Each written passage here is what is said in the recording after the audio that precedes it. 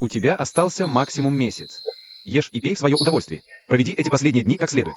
Сюй Мэнмэн, ты что, правда думаешь, что я могу влюбиться в такую, как ты? Если бы ты не помогала мне с планом каждый месяц, я бы уже давно тебя бросил. Теперь я стал руководителем благодаря результатам, а ты просто тряпка, которую я выброшу, когда захочу. Сволочь. Сюй Мэнмэн, ты что думаешь, я дура? У тебя что, только такая зарплата? Мама, у меня в последнее время болит голова, хочу оставить деньги на больницу. Вечно ты выдумываешь то одно, то другое. Бегаешь в больницу, деньги тратишь. Я тебе говорю. Даба растет, ему нужно питание. Быстро отдавай деньги, что спрятала. Иначе я тебя не прощу. Почему все так со мной поступают?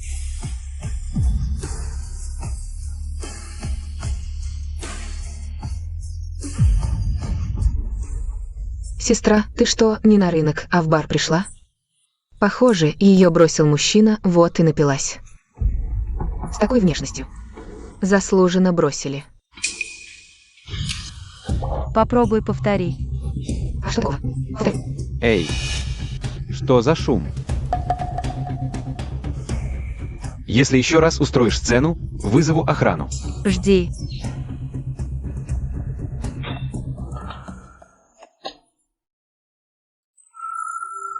Мне нужен самый дорогой хостес у вас.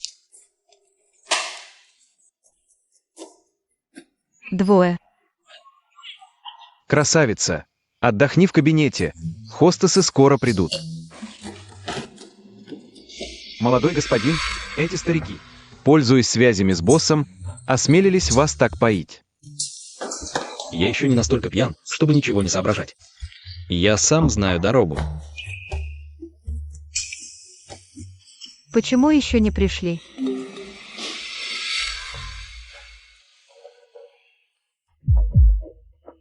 Разве я не заказала 2?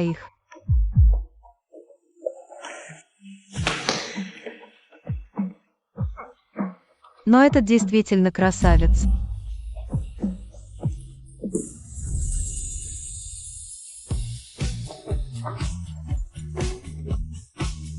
Не в ту комнату. Извините. Вернись. Я уже 20 тысяч отдала, а ты собрался сбежать. Мечтаешь. Насильно сорванный огурец очень сладкий.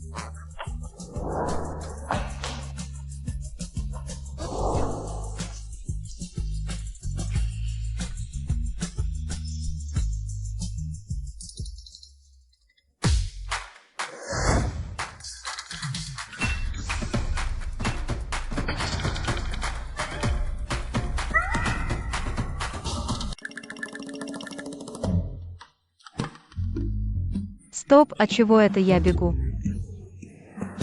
Я ведь уже заплатила. Получилось, будто я изнасиловала порядочного мужчину.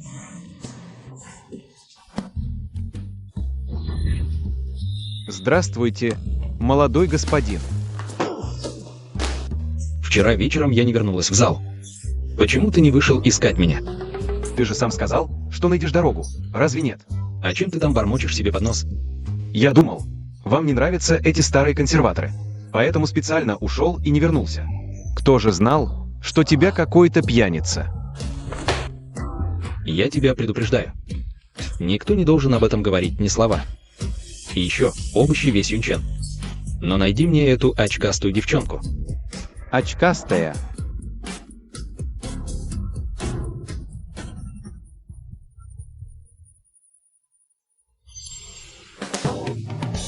Эта женщина самая провинциальная. Самая ужасная. Самая отвратительная. Сейчас мне ощущение, будто я муха. И до сих пор тошнит. Если она муха, то кто тогда ты? Что ты еще здесь стоишь? Ждешь, что я сама пойду за ней? А? Хорошо, идем.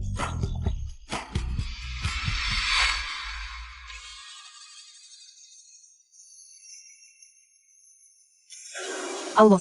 Сью Мэнмэн, куда ты пропала? Смеешь прогуливать работу? Не веришь, что я тебя уволю? У Хайфен, ты Бэйль звездочка Д мягкий знак. Я уже давно терплю тебя, хватит Бэйль звездочка Д мягкий знак гавкать тут. Ты с ума сошла вообще? Ты не веришь, что я? Ты только посмей еще хоть слово сказать. Я расскажу боссу о том, что ты берешь мои результаты и берешь на себя заслуги. Посмотрим, сможешь ты дальше оставаться на должности менеджера. Не распространяй тут ложные слухи. Я сегодня беру отпуск, говорю тебе сразу. И еще за все прошлые выходные. Переведи мне зарплату за неоплаченные переработки, это быстрее. Иначе я подам на тебя жалобу в трудовую инспекцию.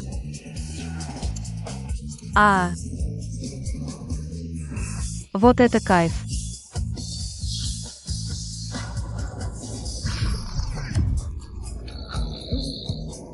Скажите, у вас можно сделать полное преображение внешности?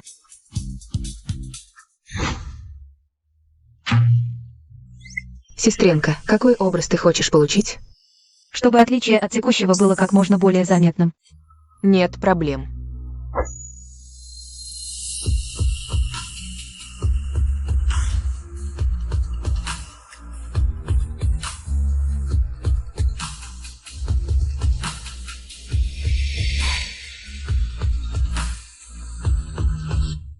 Останови машину.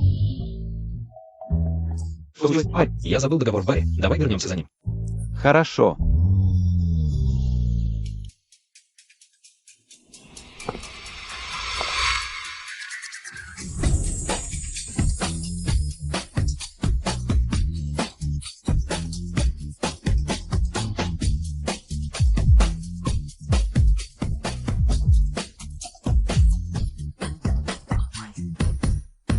С каких это пор в нашей компании появилась такая красивая девушка? Посмотри на ее манеры, возможно, это босша какой-то другой корпорации.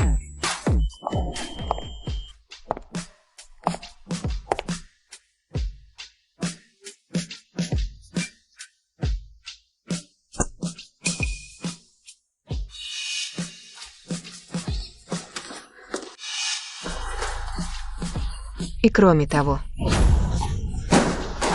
Ну что с тобой не так? Не можешь даже такое маленькое дело нормально сделать. Вся боль и терзание человека появляется потому, что у него еще бесчисленное количество завтрашних дней. Если бы было предрешено, что моя жизнь продлится всего 1 месяц в этот раз, я буду жить для себя. Сюй Мэнмэн, ты думаешь, что накрасилась? И брат Ян Чейн обратит на тебя внимание. Брат Ян Чейн сказал, что от одного взгляда на тебя его тошнит. Какие времена, а ты все еще в женских разборках. Целый день, братец, братец, твердишь. А я не вижу, что влиятель зла. Ты. Запомни. Этот мужчина. Мусор. Если ты хочешь собирать хлам. Это твое дело, но не порти мне глаза. Иначе я разберусь и с тобой этой мусоркой. Ты. Сюй Мэнмэн, ты еще и сопротивляться посмела. Если ты сейчас извинишься перед Нана, я могу уговорить ее не привлекать тебя к ответственности. Виноват я, виноват. Занялся тем, что отхлестал ее, забыл про тебя. Ты психопатка. Ах, да. Вам сегодня не нужно жаловаться у Хайфену. Лишнее.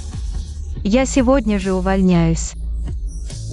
Опаздываешь на работу, уходишь раньше, оскорбляешь начальство, избиваешь коллег. Сюй Мэнмэн, чего ты только не посмеешь сделать? Доктор, я еще так молода, как у меня может быть рак мозга. Факторов, вызывающих болезнь, много. Стресс на работе, подавленное настроение, все может повлиять. Вот почему я заболела каждый день. Терплю эту унизительную злость от себя. Так и хочется посмотреть, не выросла ли у тебя в голове опухоль. Как ты могла такое сделать? Хочешь, я тебя уволю. Взобрался на результаты сотрудников на должность менеджера. И еще смеешь вставлять луковицу в свиной нос, прикидываться тут. Говорю тебе, сегодня не ты меня увольняешь, а я, тетка, ухожу по собственному желанию. Вот ты какая, посмела ударить меня. Сегодня ты заплатишь по счету. Старый лысый черт, у меня и так волос выпало достаточно. А ты еще и выдергиваешь.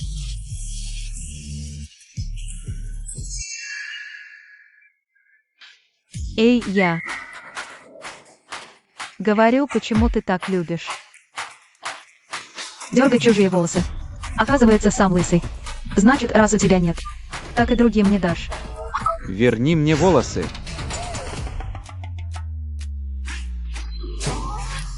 Менеджеру сказал, кто найдет его парик. Тому повышение и прибавку. Повышение и прибавка к зарплате.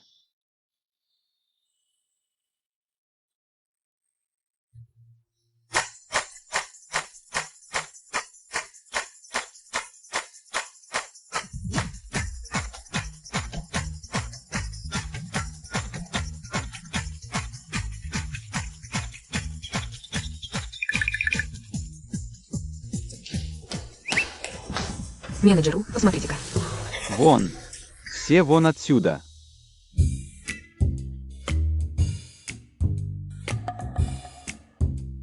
Вообще-то, босс ко мне неплохо относится. Может поздороваться. ММ. Почему ты отказываешься работать в группе Сюй? Это. Меня спрашивают.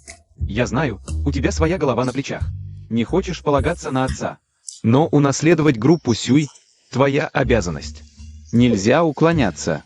Сюй Мэнмен. Как это вдруг перестала меня уважать? Так вот, она дочь босса. Вопрос решен. Выбирай любую должность, но ты обязана прийти работать в группу. Босс. Вы, Сюй. Сюйменман. Ха-ха-ха, помню тебя. Раньше ты заключила сделку. Почти невозможную сделку. Ну как, сейчас твоя должность. Уже на уровне менеджера, наверное. Это не важно, босс. Но большое спасибо за ваше признание. Вы первый за последнее время, кто проявил ко мне доброту. Желаю вам здоровья, долгих лет и много внуков. Спасибо тебе. Менеджеру все выяснил. Босс действительно готовит своего наследника к работе в компании. Но какую должность, пока неизвестно. Все пропало. Босс Сюй. Сюй Мэнмен. Как я раньше не догадался. У них же одинаковая фамилия. Срочное заявление о увольнении Сюймена. Пусть выдвигает любые условия.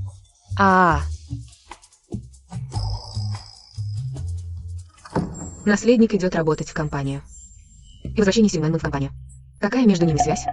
Наверняка Сюйменман напортачила перед менеджером У, и он хочет перед наследником. На нее нажаловаться, чтобы она в этой сфере больше не работала.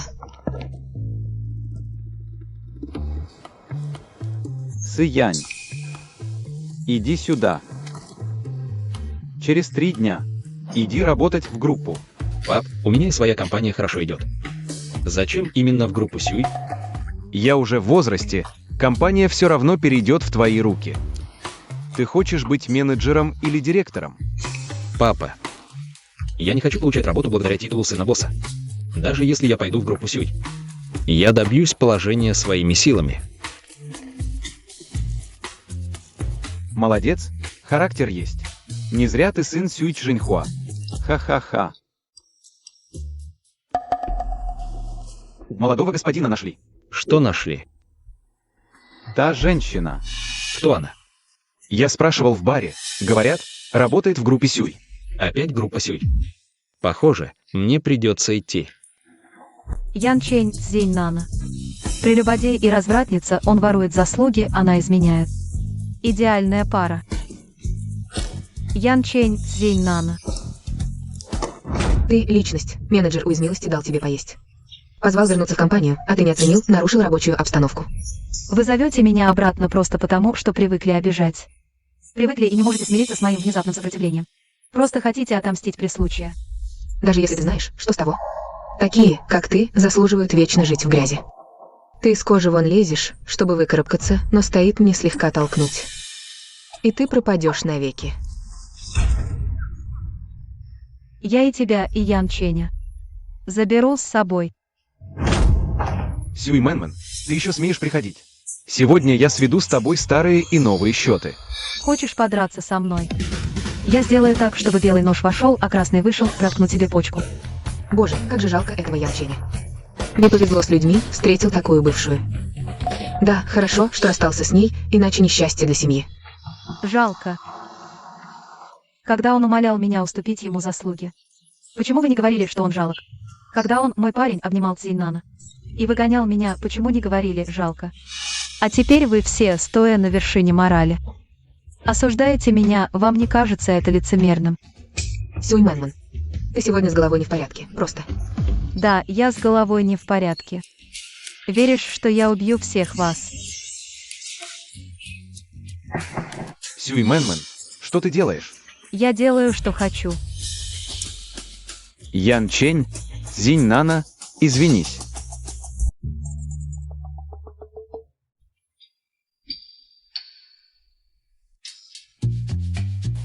Менеджеру, если у вас есть дело, говорите прямо. Не нужно этих уловок. Мэн, раньше ты была такой скромной, а в последнее время... Скромный. Не надо так красиво говорить. Ты просто трусиха, поэтому и присвоила мои заслуги. Чтобы занять пост генерального менеджера. Давай не будем вспоминать прошлое. Хотя мне нравится твой нынешний характер, но к руководству. Можно ли проявлять хоть немного уважения? Неважно, что ты сейчас генеральный менеджер. Даже если бы ты была боссом, я бы тебя не боялась. Я сейчас никого не боюсь. Хорошо сказано. Нашей группе как раз нужны такие сотрудники, которые не робеют перед авторитетами. По единодушному решению высшего руководства. Сюй Мэнмэн, твоя нынешняя должность – руководитель отдела продаж. Ян Чень теперь твой подчиненный. Руководитель отдела. Верно. Мы считаем, что такому таланту, как ты, быть простым специалистом – это слишком низко. Мне все равно, подставляешь ты меня или действительно хочешь повысить. Но эта работа мне сейчас не нужна. Похоже, дочь босса все еще не может забыть прошлое. Эх. Надеюсь, руководитель Сюй примет это назначение. В качестве компенсации я специально подал запрос начальству о повышении твоей годовой зарплаты до 500 тысяч. 500 тысяч. 500 тысяч – это только базовая зарплата. Твой процент с продаж тоже увеличен на 2 пункта. В итоге годовой доход в 1 000 000 – не проблема. Значит, даже если я проживу всего месяц, получу 1010. Хватит на приличное место на кладбище. Что ты делаешь? Повтори, что ты только что сказал. Я запишу это как доказательство. Доказательства? Неужели она отправит боссу? Учитывая твои прошлые достижения, которые действительно выдающиеся, твоя зарплата повышается сразу до уровня 200 тысяч в месяц, как у меня. Довольно. Ах, да. Ян Чень человек ненадежный. Я хочу нанять еще несколько человек в отдел. Никаких проблем, верно? Нет проблем, абсолютно никаких.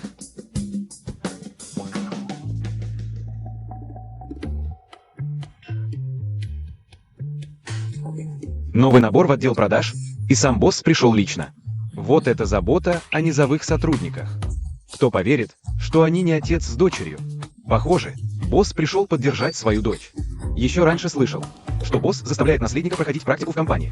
Похоже, это не слухи. В компании в последнее время ходят некоторые слухи обо мне. Я надеюсь, все сосредоточатся на самой работе, а не будут направлять мысли на кривые тропинки. Строго следуем наставлениям босса.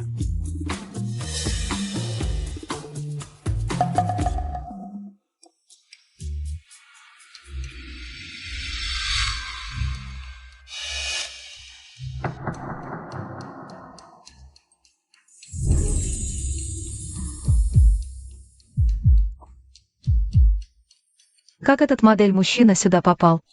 Неужели дела плохи? Но его фигура и внешность не похоже на то, что дела плохи. Неужели он пришел шантажировать меня?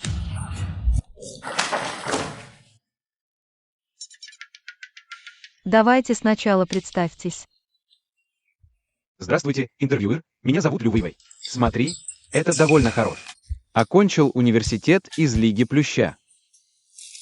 Как он мог пойти в утки? Я вижу, ваше резюме все еще очень впечатляющее. Почему вы выбрали такую базовую работу? Хочу что-то изменить. А значит, хочет исправиться. Похоже, раньше в баре, должно быть, были трудности. Решено, берем его. Хорошо.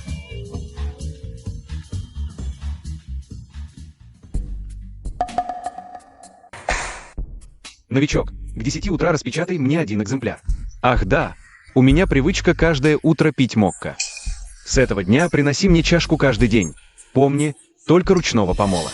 Ты что, с ума сошел? Вот это яблоко от яблони недалеко падает.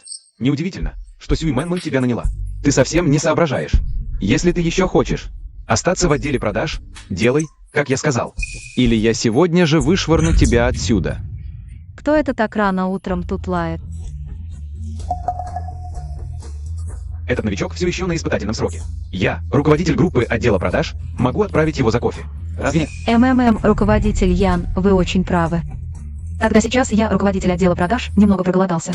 Сходи и купи мне завтрак. Температура соевого молока ручного помола должна быть не больше и не меньше, ровно 70 градусов. В пельменях с луком и яйцом не должно быть лука и не должно быть яиц. И еще миску каши из той вирусной закусочной на юге города. Где очередь в 50 метров? Сьюи Мэнмэн, не переходи границы. Перехожу. Разве ты не слышал поговорку? Что начальство на ступень выше может задавить? Раз ты так любишь командовать, я дам тебе почувствовать, каково это. Что ты только что сказал? Если хочешь остаться в отделе продаж, делай, как я сказал, иначе сегодня же вылетишь. Хорошо. Ты у меня поплатишься.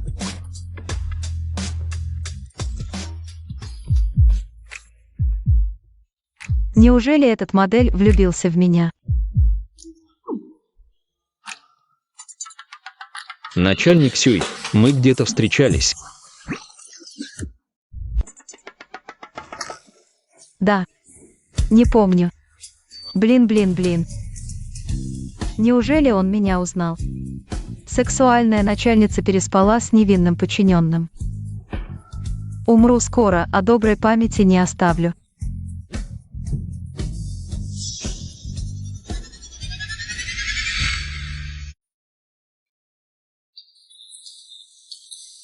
Наверное, я ошибся. Да. Именно.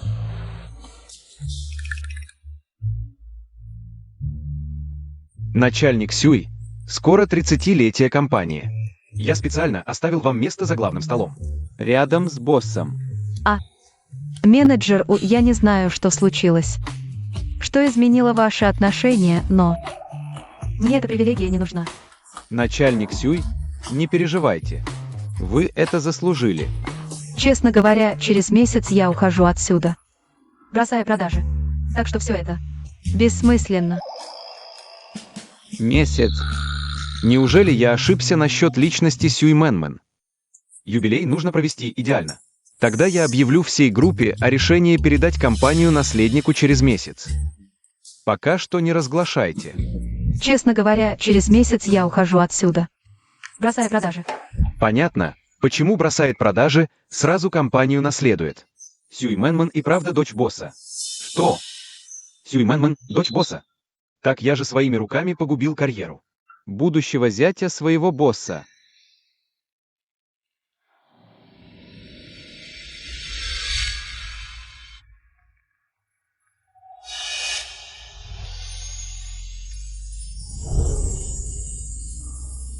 Раньше я старался угодить всем, но все равно жил на грани. А теперь у меня осталось меньше месяца жизни. И вдруг навалилась вся удача. Начальник Сюй, сегодня вы просто сияете. Рядом с вами весь банкетный зал меркнет.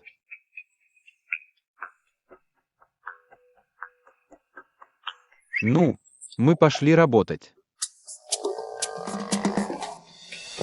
Сьюи Мэнмэн, это юбилей компании, а не какое-то сомнительное мероприятие. Для кого ты так оделась? Ты смогла стать начальником отдела продаж. Наверное, не без особых усилий. По-моему, у тебя слезные протоки в мочевой пузырь впадают, глаза мочой сочатся. Все вокруг кажется похабным. У тебя такой грязный рот. А ты не понимаешь, грязные слова нужно высказать. Тогда рот станет чистым. А если проглотить их, сердце запачкается. Братец Ян Чень. Это Сьюи Мэнмэн. Раз стала начальником, совсем нас за людей не считает. И еще на юбилее, на таком важном мероприятии. Матом кроет, просто позор для всей группы компаний. Ты, мелкий рядовой сотрудник, смеешь плохо говорить о начальнике. Кто тебе дал такую смелость? Просто я не могу смотреть на ее высокомерный вид. Она может унижать меня, но ты забыл? Как она тебя целенаправленно задирала? Если бы не из-за тебя, кто намеренно ссорил меня с Мэнмен. Могу я ошибаться с Мингменом? Молодой господин, сегодня все сотрудники группы в сборе. Как раз можно поймать эту бесстыдницу. Что осмелилась? Угу.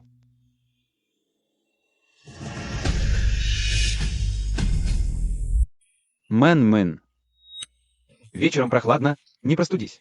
Мне будет больно за тебя. Что ты делаешь? Мэн-мэн, с тех пор, как мы расстались, я не чувствую вкуса еды, не могу спать по ночам, постоянно вспоминаю каждую мелочь, что была с тобой. Я предложил расстаться. Только из-за подстрекательств этой стервы. Теперь я понял ошибку. Давай помиримся. Ян Чень, на самом деле, после расставания с тобой, я тоже не могла есть и спать. Не могла есть. Потому что от твоего лица тошнило. Не могла спать, потому что боялась увидеть тебя во сне, кошмар же. Мэн-мэн, я знаю, ты еще злишься на меня, поэтому говоришь такие обидные слова. Правда? Раньше ты так меня любила, даже показатели работы мне отдавала. Как можно так просто все бросить? И тебе не стыдно говорить об этом? Начальник Ян. Так красиво называть присвоение чужих заслуг. Впечатляет. Ты кто такой, чтобы вмешиваться в мои дела? Присваиваешь чужие заслуги, пристаешь к коллегам. Как такой паразит еще в компании остался? Это действительно промах руководства. Мелкий сотрудник осмеливается обсуждать начальство. Мэн-мэн сама ничего не сказала. Что? Ты думаешь, ты сын босса?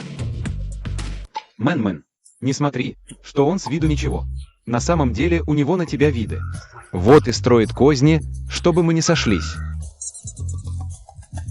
Он молод, красив, широкоплечий, статен и щедр. Очень щедр. Даже если у него и есть виды, я не против. А с тобой сходиться? За что? За твой возраст? Неумелость? Или за то, что ты уродлив? Мэн-мэн, я докажу тебе, что только я достоин быть рядом с тобой. А что до тебя? Я тебе этого не спущу. Уважаемые гости, объявляю торжественное открытие 30-летия группы Сюй. Слово предоставляется боссу Сюю.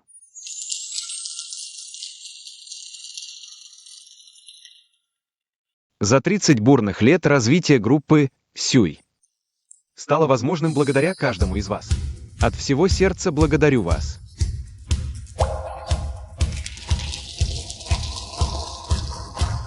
Также я хочу объявить решение, важное для будущего группы Сюй. Какое решение?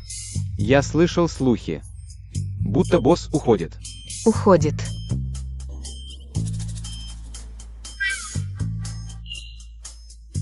Да, в следующем месяце я официально уйду, передав группу Сюй своему преемнику.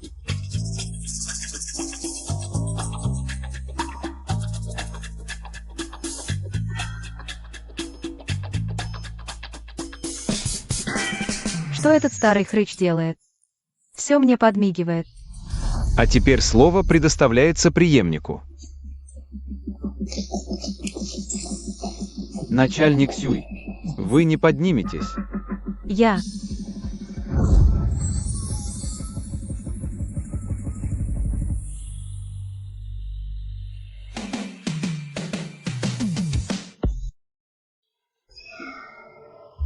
Видимо, наш преемник не привык к публичности. Он ранее говорил мне, что хочет добиться всего сам. Поскольку до моего ухода остался месяц, я хочу посмотреть, каких успехов он добьется в отделе продаж. То есть босс хочет сказать. Наследник работает в нашем отделе продаж. Значит, любой из наших коллег может оказаться скрытым богатым наследником.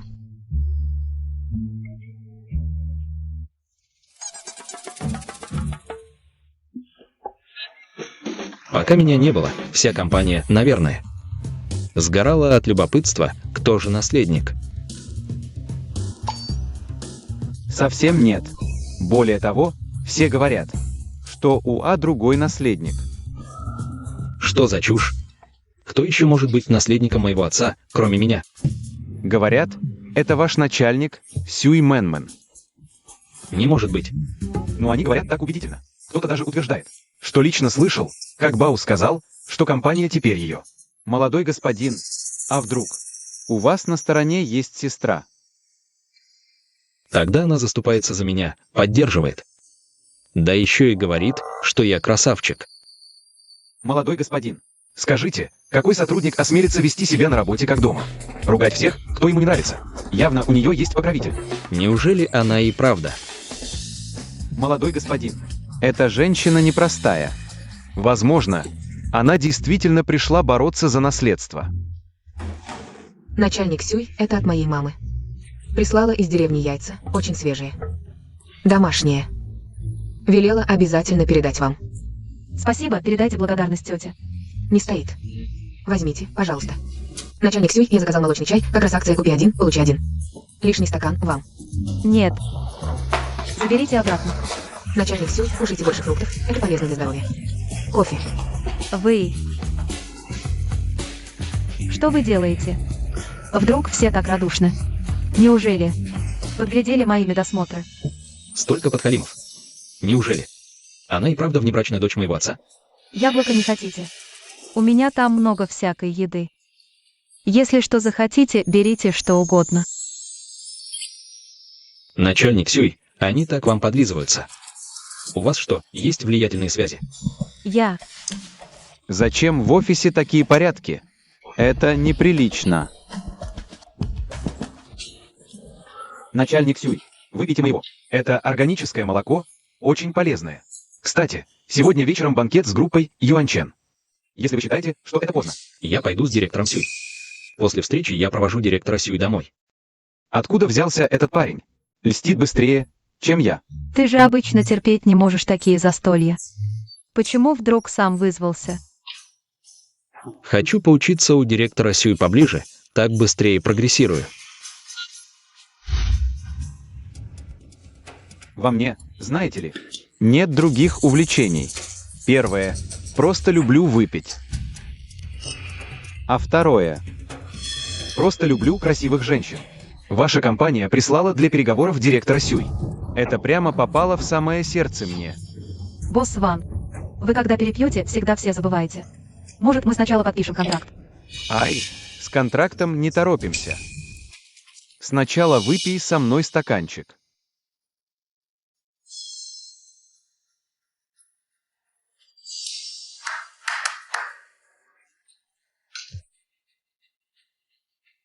Этот парень мне кажется знакомым.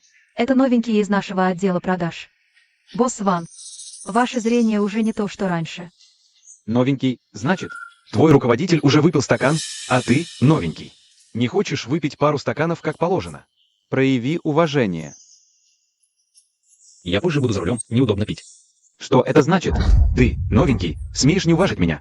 Вы что здесь, все бездельники, что ли? Объясните ему, что такое правило. Он из Сюй Корпорейшн, возможно, не знает наших правил. Изначально достаточно было просто выпить один стакан за босса Вана. Но ты отказываешься от угощения и заставляешь себя заставлять. Если не выпьешь все вино в этом стакане, отсюда не уйдешь. Постойте.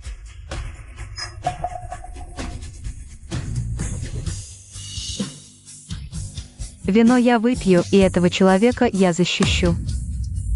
Не виделись несколько месяцев. Директор Сюй не только стала красивее, но и характер стала круче. С характером мне нравится. Но ты, новенький, слишком не знаешь правил. Одного стакана вина тут явно недостаточно. Правда. Чего же хочет босс Ван? Этот контракт на 3 миллиарда юаней. Вы, отдел продаж, получите нехилую комиссию, верно? Раз директор Сюй так много заработала. Не поделиться ли мне какой-то выгодой? Хочешь, я тебе пару пощечин надаю? Дрянь, я тебе лицо дала, а ты его не ценишь.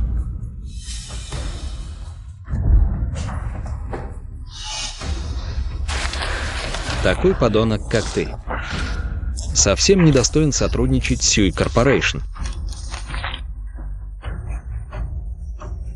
Я добьюсь того, чтобы тебя исключили из этой отрасли. Побить его, ладно, но контракт то зачем рвать? Мелкая нетерпеливость рушит большие планы.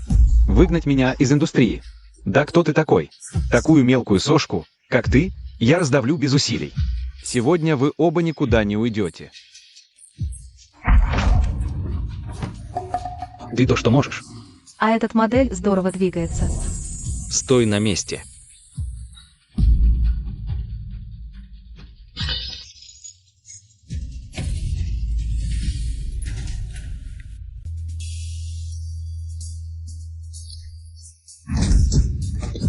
Эта девчонка даже круче парней.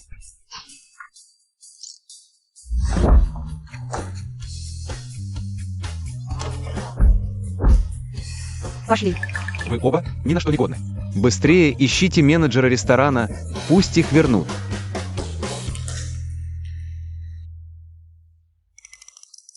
Нет.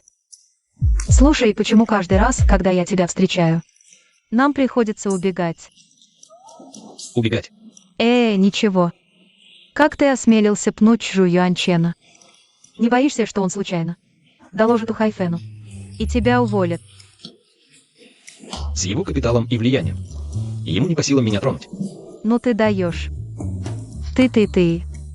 Какая же ты выскочка. Что-то голова кружится.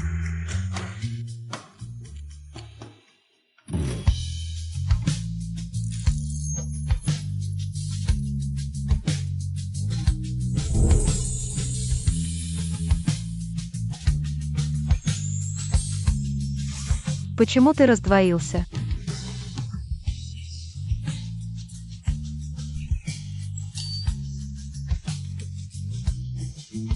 Только что. Зачем ты слушался Ван Юаньчена и пил? У тебя же есть связи с боссом. Почему не отказался? Ты.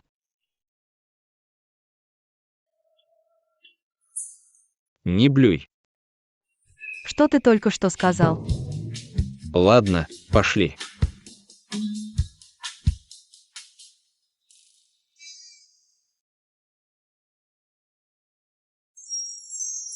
Холодно. Дурачок выпил за других, а сам в таком состоянии. Ты не другие. Ты мой человек. Бить собаку, смотри на хозяина, хе-хе.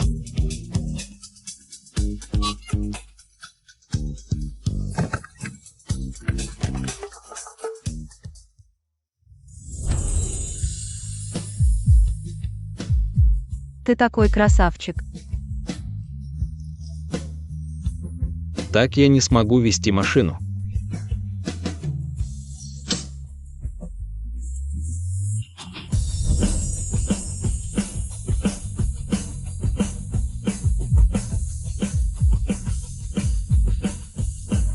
Это ощущение.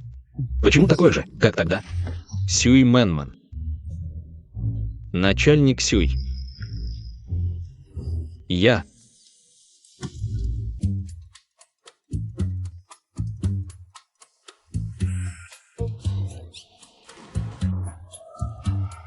Тебе нечего мне сказать. Есть. Как ты сегодня собираешься? Отчитываться перед Ухайфеном за тот разорванный контракт. А лучше свалить все на меня. Ты же новичок. Если он за тобой пришьет дело, тебя точно выгонят. Я не об этом. Вчера в машине. Я же уснула. Что произошло? Ты ничего не помнишь. Ты со мной сделал. Что? А ну скажи. Ладно, что контракт не получилось подписать, так его еще и разорвали. Теперь компания Юаньчен приедет к нам и привлечет к ответственности за нарушение договора. Контракт разорвал я. Если есть какие-то проблемы, я один отвечаю. Ой, барышня, не надо брать на себя вину за этого новичка. Я уже все проверил. Все произошло из-за этого новичка. Ты больше не работаешь здесь. Он еще осмелился подставить начальника Сюй. Это вдвойне непростительно. Менеджер Ву, вот так ты работаешь за моей спиной. Босс, вы уже знаете о деле с компанией Юаньчен. Если бы я сегодня не была здесь, не хочешь ли ты уволить простого рядового сотрудника, чтобы отчитаться передо мной? Я уже все знаю о случившемся. Причина в том, что Ван Юаньчен из Юаньчена Первый начал приставать к начальнику Сюй. Этот новичок просто заступился за нее и разорвал контракт. Что? Этот Ван Юанчен действительно обнаглел.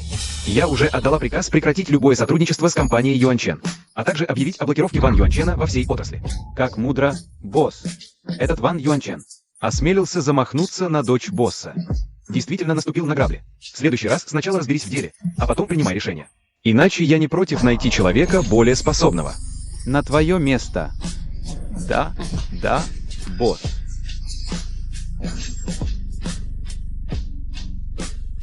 Босс действительно хороший человек, еще и заступился за тебя. Слушай, вчерашнее дело знаем только мы двое. Откуда босс узнал о нем? Наверное, кто-то другой из ресторана рассказал. Правда. Ты перенесла такую большую обиду. Почему не рассказала боссу? У меня нет никаких близких отношений с боссом. Мне неудобно беспокоить его. Нет близких отношений. Даже связи когда-нибудь заканчиваются. Чтобы ковать железо, нужно самому быть крепким. Хотя босс уже не винит нас. Но мы все равно потеряли большой заказ на 3 миллиарда. И по совести, и по логике мы должны найти для компании новый заказ вместо этого. Не ожидала тебя. У тебя такое чувство ответственности за компанию. Ты просто не понимаешь. Компания относится ко мне как к рабочей лошади, а я отвечаю ей как первой любви. Позвонили. Алло, босс Джан. Эй, босс Чейн. Алло, босс Ли. Это я, Ся Сюй из отдела продаж группы Сюй. Те самые медицинские приборы из США, которые вы хотели. Здесь есть имена из них. Вам еще нужны эти приборы. Мне не надо. Послушайте. Не надоедай мне.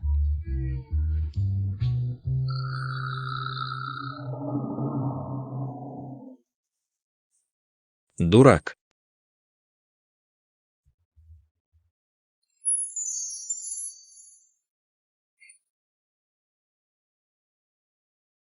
У группы Сюй заказ на 300 миллионов. Заключу контракт через свою компанию. Как я вдруг уснул.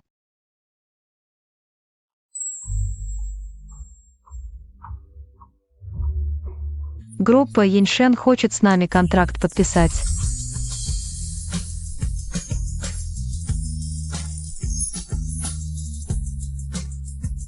Глава группы Яньшен мне очень помог. Обязательно навещу его и поблагодарю. Много компаний хотят с нами сотрудничать. Не придавай этому значения.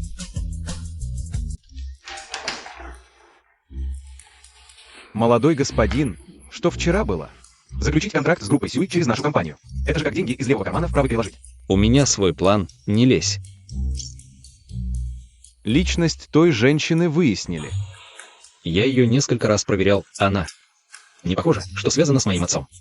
Она ведет себя так странно. И еще этот подхалим у Хайфен. За них хвостом ходит. Она явно непростая. Может быть. Она просто человек, смеющийся говорить «нет несправедливости». Молодой господин, вы что, в нее влюбились? Просто думаю, что из-за слухов в компании. Считать ее внебрачной дочерью моего отца. Поспешно. Слишком поспешно. Молодой господин, она может быть вашей сводной сестрой. Вам нельзя в нее влюбляться. Что ты несешь? Молодой господин, я хотел сказать, я... Это ваш друг. Я его в компании никогда не видел. Он мой коллега с предыдущей работы. С предыдущей работы. А он вас молодым господином называет. Значит, тоже модель. Он я. Нет, вы что, совсем обнаглели? Мы же в компании, нельзя ли обращение поменять? Он называет тебя молодым господином, это же очевидно. Ты знаешь, кто такой молодой господин? Не очень-то, просто слышу, как вас называют. Если кто-то услышит, будут проблемы. Да. Потом скажу им, чтобы не называли так. А то все узнают, что я сын босса. Мне будет неудобно действовать. Они. И не один. Все так называют. Вот это да. Сейчас в этой сфере даже не скрываются. Ся Сюй, ты теперь сотрудник отдела продаж. Определись со своим местом, откажись от прошлого. Откажись. Слушаю тебя. Хорошо, что перешел на светлую сторону. На светлую сторону. Извини. Молодой господин, эта женщина непростая. Она, возможно, уже знает, кто ты на самом деле. Поэтому она отрицает все про босса. Она же явно заботилась обо мне. Не все так сложно, как ты говоришь. Проклятый влюбленный мозг. Что ты сказал? Молодой господин, если не веришь, давай проверим эту Сьюи Мэнман. Может, найдем что-то новое. Алло, мама. Мерзкая девчонка, деньги, что я просила перевести. Почему еще не пришли? Тебе опять хочется? Я же говорила, у меня голова болит сильно. Нужно в больницу, а ты даже не спросила. И сейчас не спрашиваешь, как я. Ты знаешь, врач сказал, у меня мозг. Хватит притворяться больной и плакаться, говорю тебе. Удаба теперь девушка с хорошими условиями. Не позволю тебе тянуть его назад. Какое мне дело до девушки Сюидаба? Почему я должна платить? Он же твой родной брат, раньше твоей зарплаты. Хватало только на первоначальный взнос за дом, а теперь у него отношения. Нужна приличная машина. Помню, когда твой отец умер. Оставил тебе сберегательную книжку на 300 000. Быстро доставай брату на машину. Мама, если я скажу тебе, что скоро умру, ты все равно будешь так давить на меня. Мама, я набрал на 20 баллов выше проходного в Цинхуа и Бэйда, мама. В семье нет денег, чтобы оплатить тебе учебу в университете. Я уже договорилась о ближайшем педагогическом колледже для тебя. Бесплата за обучение и еще 1000 юаней субсидии в месяц. Тебе не стоит витать в облаках. Мама, я занял 20 место в классе. Даба занял 20 место на этот раз. Это действительно здорово, вот награда от мамы. Спасибо, мама. Посмотри, 20 место. Я знаю, тебя всегда волнует только Сюидаба. Ты меня не любишь, но если я скажу тебе сейчас, что я скоро умру, ты все равно будешь так давить на меня. Я скоро умру, ты все равно будешь так давить на меня. Дурочка, ты только говоришь глупости. Неважно, что ты сейчас живешь и здорова, даже если ты умрешь. Ты должна умереть в компании, чтобы получить компенсацию за производственную травму. Тогда будет больше денег на ремонт дома твоему брату. Хорошо. Раз уж так, то с сегодняшнего дня между мной, тобой и Сюидаба больше нет никаких отношений. Сюидаба может завести девушку, это нормально. Пусть сам зарабатывает деньги, работает или просит милостыню. Я больше не дам ему ни копейки. Эй. Раз вы так бессердечны, не вините меня в том, что я не буду справедлива. Деньги, которые я заработала, после смерти я не оставлю ни копейки Сюидаба. Я, законный наследник корпорации Сюй, должен выслеживать девушку средь бела дня. Если это станет известно, как я смогу жить дальше? Молодой господин, будьте осторожны, спрячьтесь. Эта Сьюи Мэнман пришла в банк в полдень. Тут явно что-то нечисто. Разве тебе не интересно, какая у нее связь? С боссом. Самое большое несчастье в жизни – это умереть. А деньги еще не потрачены. Если я умру, я даже не знаю, что Сюидаба сделает с моим наследством. Лучше за эти 20 дней потратить все до копейки.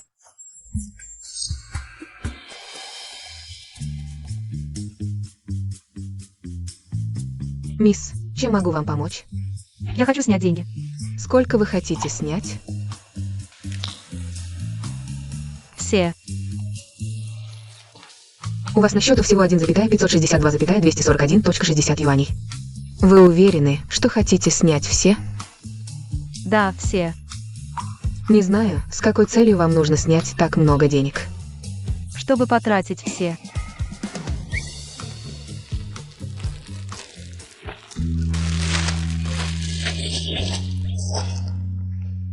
Это должно все вместить, верно?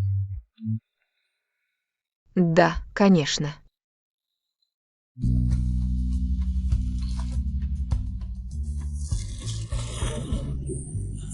Вот это вес денег.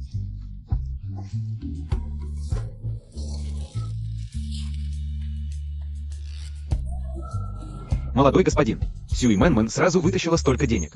Наверняка от босса. Не зря это самый роскошный ресторан во всем Юнчине.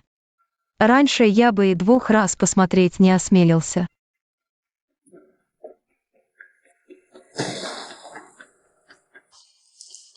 Извините, но для обеспечения наилучшего обслуживания нашим уважаемым гостям Наш ресторан обслуживает только членов клуба. Мадам, вам лучше пообедать в другом месте. А как можно стать членом клуба? Не так много. Вам просто нужно единоразово пополнить карту. На 100 000 юаней, и вы станете членом клуба. Действительно немного. Я думал, нужны миллионы. Скажите, как вы будете оплачивать 100 000? Вы наличные принимаете? Что?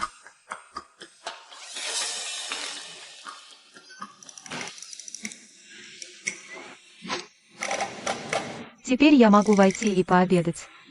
Конечно, можно.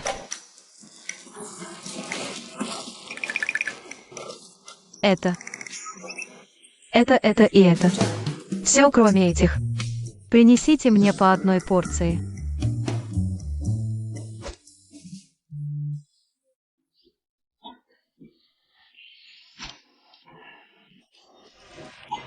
Менеджер, из какой же это семьи? Я тоже впервые вижу гостя, который ест деликатесы высшего класса. С ощущением, будто на уличном лотке. Наверное, такова жизнь богатых. Молодой господин, в этот ресторан не решаются приходить без состояния в сотни миллиардов. Сюй Мэнмэн, которая относится к деньгам, как к грязи. Явно имеет связи.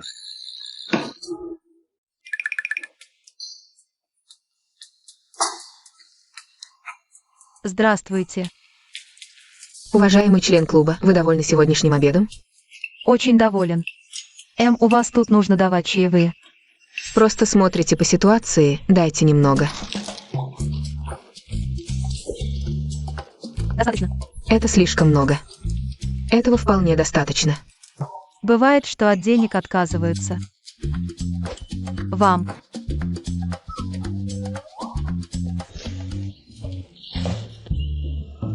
Босс.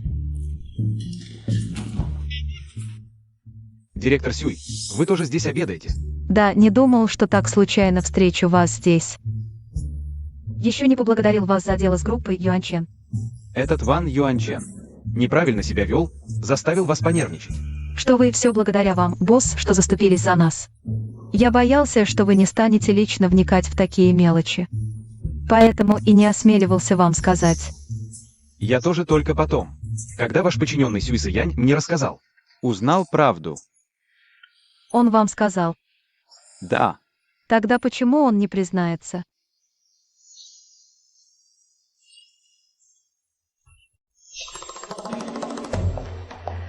Ваш эксклюзивный VIP-бокс уже готов.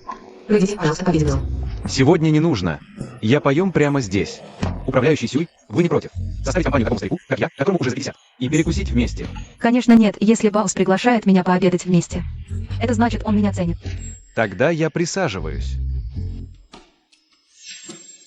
Молодой господин, твое сердце окончательно замерло.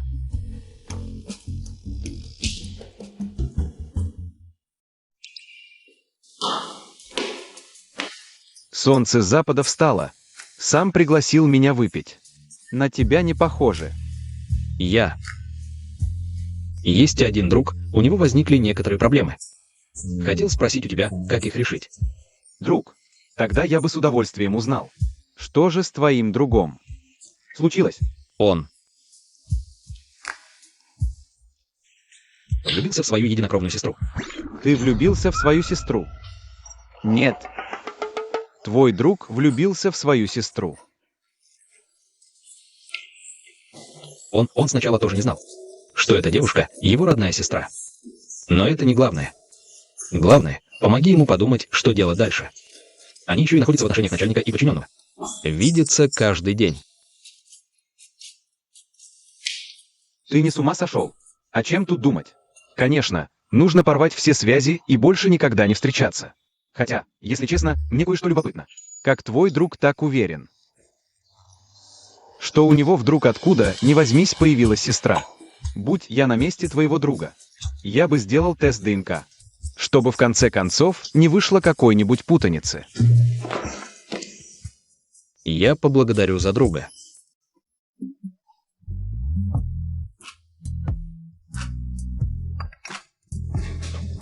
Молодой господин, есть хорошие и плохие новости.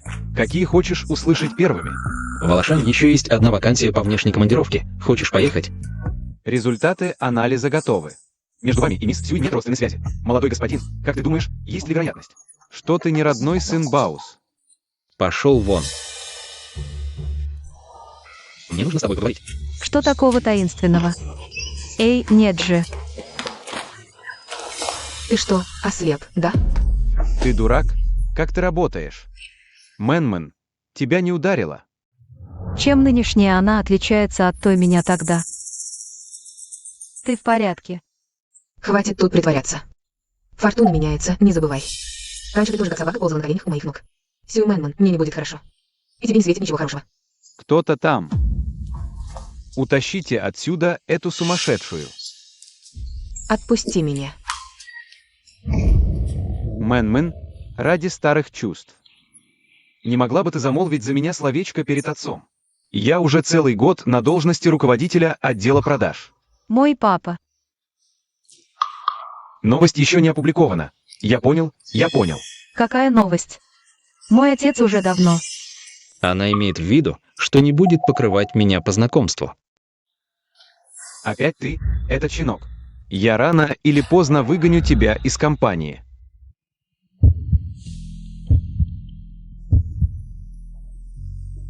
Что ты делаешь? Зачем ты только что? Не дал мне закончить предложение. Ты же знаешь, другие сотрудники компании считают тебя дочерью босса. Что? Нет, какой абсурдный слух. Как они вообще такое придумали? Даже не подумают. Если бы я действительно была дочерью босса, я бы уже давно унаследовала состояние. Только дурак работает в продажах. Так вот почему. Коллеги, которые раньше и не смотрели в мою сторону, внезапно стали ко мне так добры. И правда, если бы не это ошибочное представление о моей личности, откуда бы у меня взялась такая удача? А ты? Ты тоже из-за этого стал со мной дружить? Конечно, нет. Ты смелая, справедливая, искренняя, ты очень хорошая. Ты даже не представляешь, я больше всех хочу, чтобы ты была просто собой, а не дочерью босса. Спасибо. Они угодничают перед тобой только потому, что ошиблись насчет твоей личности. И если они узнают правду, обязательно отомстят тебе. Все нормально, я не боюсь. Если они захотят унизить меня, отомстить мне, пусть приходит сколько угодно. Иногда, правда, не понимаю, откуда у тебя берется столько смелости. Всегда такая, ничто и никто тебе не страшен. Но я все же надеюсь, что у тебя будет на кого опереться.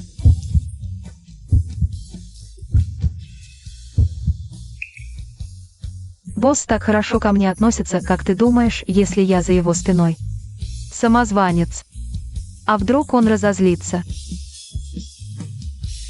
Не волнуйся, не разозлиться. Почему? Разве не ты сама говорила, что босс хороший человек? Даба. Чего? Быстрее, иди сюда. Иди сюда скорее, посмотри на эту убыточную твою сестру. Перевела ли она деньги на счет? Мама, она не только не перевела нам деньги, но и вывела все деньги с нашего счета. Сбежала с ними. Что ты сказал? Я ищу Сью Мэнман. Что ты хочешь? Я ищу Сью Мэнман. Ты что, человека не понимаешь? Зачем она тебе? Я ее зарежу. Зарежу эту непочтительную дочь. Ну, хватит. Она моя сестра. Скажи ей, пусть вылезает. Сью Мэнман. Мэн, кто там снаружи? Сумасшедшие из родной деревни. Доверь мне, я помогу тебе их выгнать. Хватит тут орать. Наша начальница Сьюи сказала, что не знает вас двоих. Вы оба сумасшедшие. Катитесь отсюда. Ай-яй-яй, это непочтительная дочь. Промотала все мои пенсионные. Теперь стала начальницей и не признает свою родную мать. И родного брата. Я позвоню в полицию. Пусть ее арестуют, посадят ее в тюрьму, ай-яй. Точно. Если моя сестра сегодня не выйдет, мы не уйдем. Фу. Наша начальница Сьюи, дочь самого босса. А вы, нищеброды, кто такие, чтобы сюда лезть и родню искать? Сегодня я от имени начальницы Сьюи хорошенько проучу вас двоих, негодяев. Это мерзкая девчонка, дочь босса. Тогда я его мама родная. Настоящая старая сумасшедшая. Вставай. Что ты делаешь? Тронешь моего сына, я с тобой жизнь положу. Начальница Сьюи, вы лично пришли. Если ты сегодня не дашь денег брату, я устрою скандал в вашей компании. Эту работу тебе тоже не видать. Похоже, эти двое действительно знают начальницу Сюй. Не может быть. Эта старая Мегера говорит, что она мама начальницы Сюй. Разве начальница Сюй не? Как у босса мог быть такой плохой вкус? Ой, посудите сами, люди добрые. Я с пеленок, с ложечки. Ее растила, а она выросла, окрылилась, и вот результат. Нас с ее родным братом называют сумасшедшими. Втихаря перевела. Все деньги из дома. И теперь даже несколько тысяч мне не хочет дать. Вот такая у меня горькая доля. Ты успокоишься уже. Отдавай деньги. Верни долг. Пошли со мной, я вас проведу, заберете. Сейчас же идем.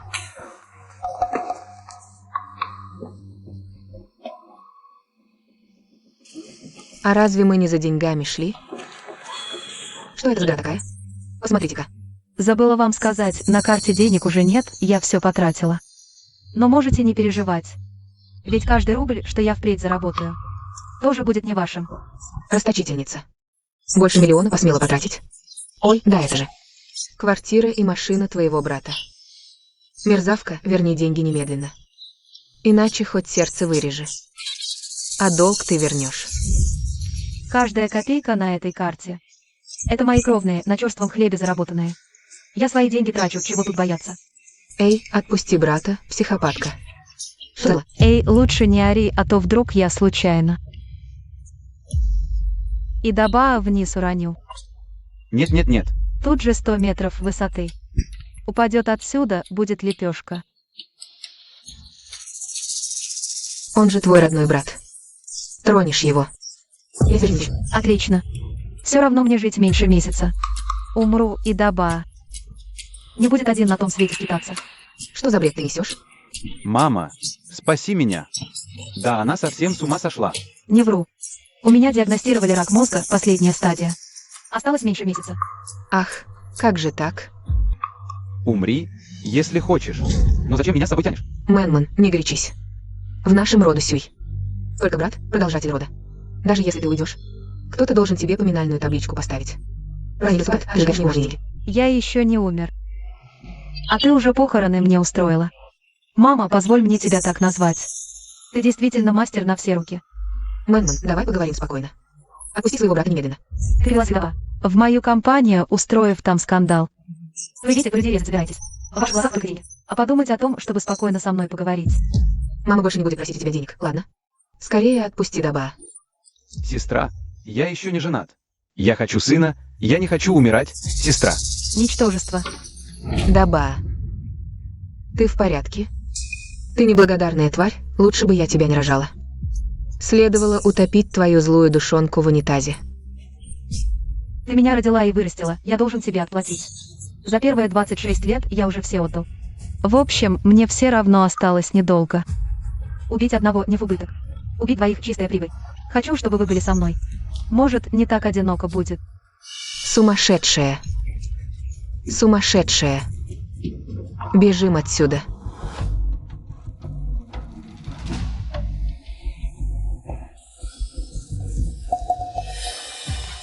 Кто вы такие? Что вам нужно? Что нужно? Хотим, чтобы ты с нами, парнями, хорошо повеселилась. Помогите. Помогите. На помощь. Кто не хочет умирать, убирайтесь подальше. Ай. Ой. Сестра, спаси меня. Ты что, смерти не боишься? Опухоль здесь уже давит на нервы. Поздняя стадия рака мозга.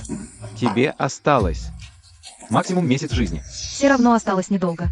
Рано или поздно все равно умру. Давай. Если есть смелость, закали меня. Босс, эта девка, кажется, называет тебя гением. Я не знаю. Есть еще и те, кто смерти не боится. Пошла ты. Я тебя зарежу. Этот человек сумасшедший. Говорю вам, сегодня утром. Я только что получил справку о психическом расстройстве. Хотите подраться? Давайте. Ладно, ты крут. Пошли. Стой. Веди себя прилично. Товарищ, ты очень смелый. Этот главарь – главный подозреваемый по нескольким делам, за которым давно гоняется наша следственная группа. Спасибо за ваш вклад в общественный порядок. Я это пока заберу на хранение. Увести его.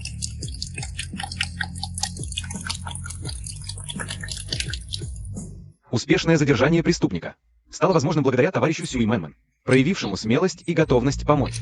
От имени всех сотрудников Управления общественного порядка и всех жителей города Юнчэн выражаю товарищу Сюй Мэнмэн уважение и благодарность. Вот наш герой, товарищ Сюй Мэнмэн. Уважаемые представители СМИ, объявляю, в знак признания заслуг товарища Сюй Мэнмэн, проявившего героизм и готовность помочь, Управление общественного порядка присваивает товарищу Сюй Мэнмэн звание «Передовик по проявлению смелости и готовности помочь города Юнчэн» и награждает премией в 100 тысяч юаней.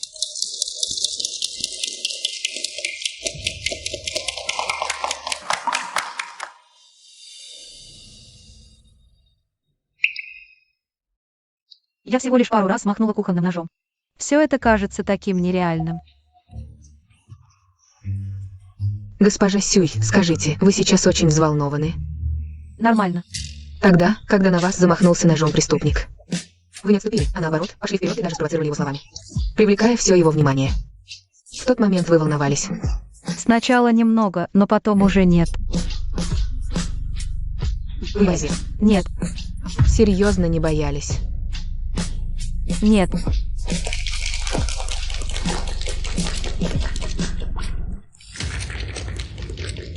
Неужели конец близок?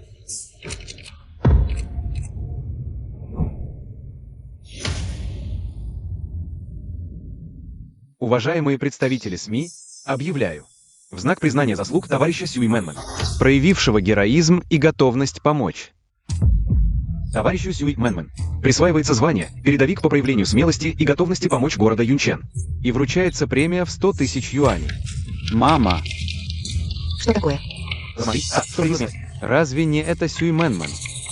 Сначала чуть не довела нас до гибели, а теперь стала народной героиней. Даба, не волнуйся, мама обязательно вернет тебе деньги. До последней копейки.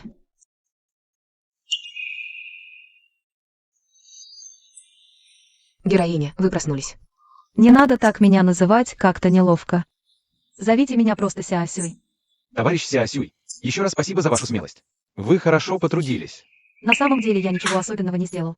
Прежние звания и премии я не заслужил. Знаешь, ты только что внезапно потерял сознание. Мы все очень испугались. Может, это последствия борьбы с бандитом? Может, пройти полное обследование? Управление общественной безопасности. Нет, нет. Не стоит тратить медицинские ресурсы, все равно. Я все равно не Д. А моя несчастная дочь.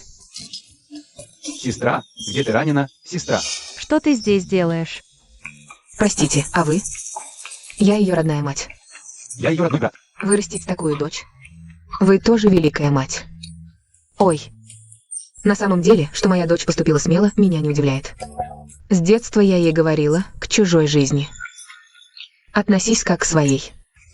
Поэтому в детстве она спасла около десятка детей-соседей, более 20 бездомных собак и одного умирающего панду. Хватит врать. Умирающего панду, да. Ты закон знаешь. Может, мама перепутала. Ты то сама. У тебя рак мозга на последней стадии, а ты о других думаешь. Какая же ты глупенькая. Тетя. Вы сказали, у товарища Сюй рак мозга на последней стадии? Это правда. 100%. Эксклюзив готов. Название «Борец с раком совершает подвиг». Нет, нет, нет, нет, нет. Такой отличный материал и всего один репортаж. Это расточительно. Я хочу сделать эксклюзивное интервью и выпустить его в прайм-тайм на всех крупных платформах. Я не согласен. Я не очень разбираюсь в медиа, но если делать это интервью, мне заплатят. Даже не говоря о вознаграждении в сотни тысяч. Просто после того, как вы станете знаменитыми. Откройте прямой эфир на телефоне, и донаты будут тысячами в минуту. Ой, Мэнмэн, дорогая. Скорее выписывайся, и мы вместе с журналистом проведем это интервью. Если вам так нравится телевидение, идите сами. Я все равно не пойду. Мэнман. Мама просто надеется, что о тебе больше людей вспомнит. И все же смогу жить в сердцах людей. В этом нет необходимости. Если вам так нравится мелькать перед камерой, идите на какое-нибудь семейное шоу. В конце концов, Сюйдаба до сих пор всего лишь 20-летний переросток-младенец. Эй, Отстань. Эй, одолжи мне телефон. Вот мой номер. Когда вернетесь домой? Звоните, когда будет время. Насчет оплаты. Тетя, не волнуйтесь, успокойтесь. Я все расскажу.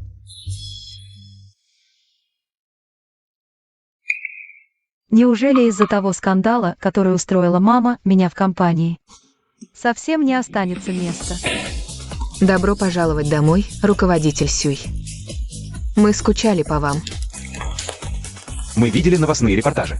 Тяжело вам пришлось, руководитель Сюй. Группа компаний Сюй гордится таким сотрудником, как вы. На самом деле, не обязательно было устраивать такую помпезную встречу. Вы же кто? Рисковать своей безопасностью ради жизни обычного человека. Я тоже обычный человек. Я понимаю. Руководитель Сюй, пройдемте со мной. Босс, вы хотели меня видеть. Руководитель Сюй, я слышал о вашем героическом поступке. Ха-ха-ха. Отлично сработано. Вот это отцовская любовь. Совсем никаких отношений с боссом нет. Обозначаешь, пользуйся его авторитетом. Покажу тебе, что такое падение. В самый твой звездный час я тебя уничтожу.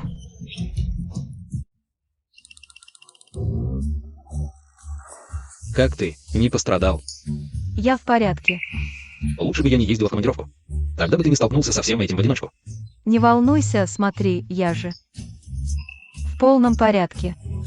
Сюй Мэнман, у тебя вообще есть совесть? Ты знаешь, как я переживала, когда увидела эти новости? Хоть бы позвонил. Вот поэтому, как только выписался, сразу на работу пришел. Чтобы ты не волновалась. Правда. Конечно, правда. Тогда пообещай мне, что в следующий раз не будешь так рисковать жизнью. Сюй-Сэянь, если. Однажды ты обнаружишь, что меня нет.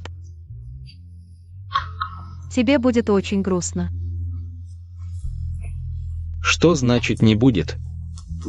Куда ты собрался? Ай, просто предположим.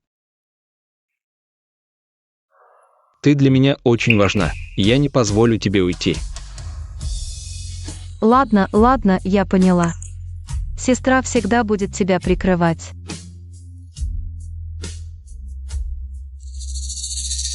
Менеджеру мне просто невыносимо. Держать вас и всю компанию в неведении. Это старая карга на видео. Мама Сюй Мэнмэн. Точно, я специально проверял. Семейный состав Сюй Мэнмэн. Ее отец давно умер, в семье только она, мать и брат. Так что она точно не дочь босса. Все эти дни я ей чай подавал, повышение выбивал. А все это, выходит, ушло впустую. Менеджер успокойтесь, по-моему. Это Сюй Мэнмэн. Специально вас обманывала, хотела посмеяться. Я сейчас же ее уволю. Это Сюй Мэнмэн. Только что получила звание народной героини. Да еще и перед боссом отметилась. Обычной причиной. Не отделаешься. Может. Ахахаха. Вот это подход. Ха-ха-ха. Сегодня мы собрались на внутреннее собрание группы. Для того, чтобы отметить героический поступок товарища Сюй Мэнмэн. Приглашаем Сюй Мэнмэн на сцену. Теперь менеджер из отдела продаж. Вручит Сюй Мэнмэн почетную грамоту. И премию в 20 тысяч. Прибыли главы групп Юаньчен и Чжан. Отлично. Неужели эти ваши шишки тоже пришли поддержать Сюй Мэнмэн? Все-таки она дочь босса. Могли и из уважения к нему прийти. Поздравляем, мисс Сюй. Но раз уж мисс Сюй стала образцом для группы, то когда же вернете нам долг? Долг. Когда я вам должна? Хм. Как такое возможно? Начальник Сюй — это стопка, документы группы, требующие утверждения. Мне срочно нужно доложить боссу. Подпишите, пожалуйста.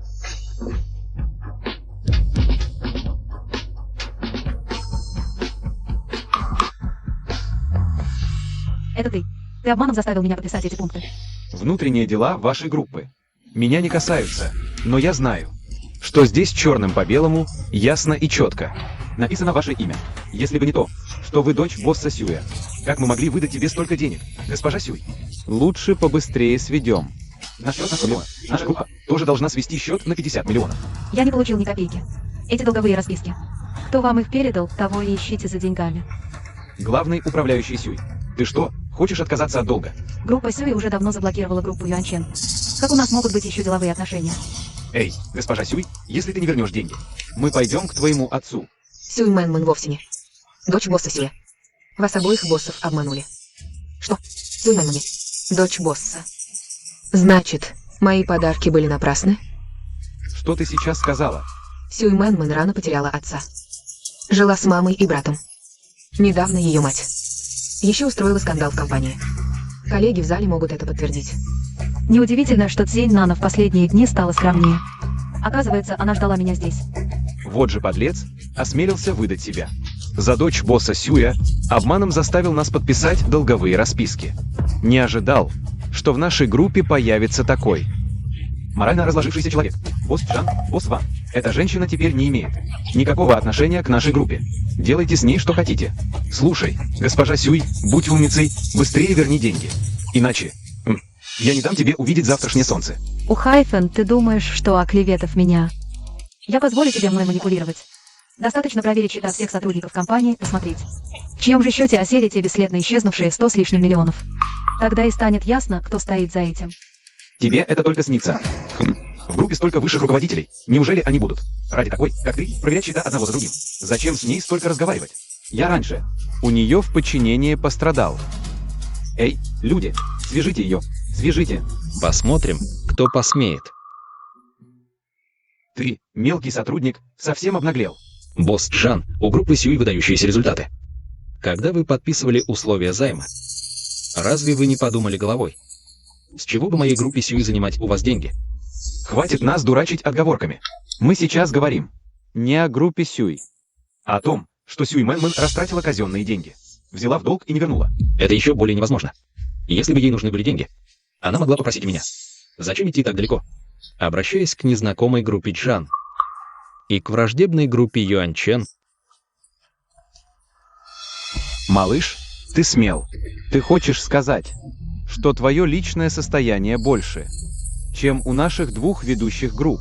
хотя ваши две компании входят в четверку крупнейших в Юньчине.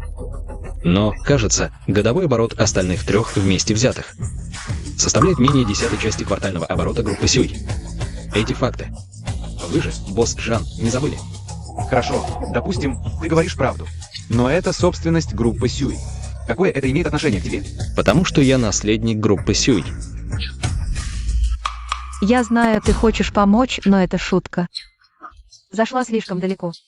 Через пару недель мой отец передаст мне управление.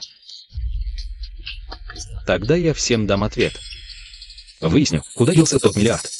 Даже если не найду, я лично полностью способен выплатить эти деньги.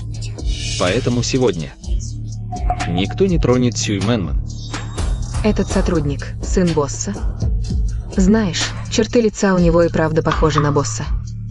Похоже, у него с Сюй Мэнмэн особые отношения. Неужели? Сюй Мэнмэн из дочери босса станет невесткой. Откуда у тебя больше миллиарда? Послушай меня. Свали все на меня. Через пару недель. Это превратится в безнадежный долг. Я сам за все отвечаю. Через 2 недели требуйте с меня. Господа боссы, по-моему, это тактика затягивания. Если сейчас не вернем, позже будут перемены. Подождите. Раз настоящий наследник дает обещание, мы тоже не бессердечные люди. Не бывает столько совпадений. Сначала дочь босса. Теперь наследник Сюй. Да сколько их? Верно. Другие не знают, кто ты такой. А я знаю. Раньше в группе Сюй При подписании контракта этот парень даже от выпивки прятался за женщиной. Такой Альфонс. никак не может быть наследником группы Сюй. Босс Ван, вы прямо-таки Забыл, как больно было. Я же говорил, что тебя в индустрии сотру. Разве Юанчинг Групп не заблокировали? Ты — ничтожество. Недостоин сотрудничать с Ху. Неужели он действительно сын А? Бао Сексью всегда был милосердным. Его просто обманул этот отец. Ху Минг Минг, поэтому он и пошел на блокировку Юанчин Групп. Какое это имеет отношение к тебе? Верно. Это из-за тебя я разорился. Опозорился.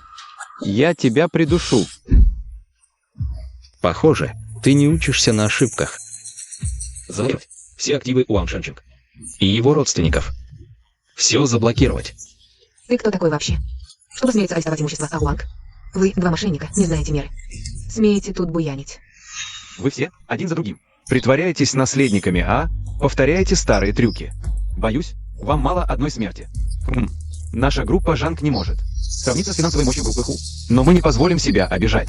Давайте сегодня разберемся. Эй, люди, свяжите этих двух мошенников. Руки прочь.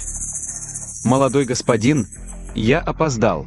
Кто вам дал право оскорблять молодого господина на территории группы Ху? Это следующий баус группы Ху.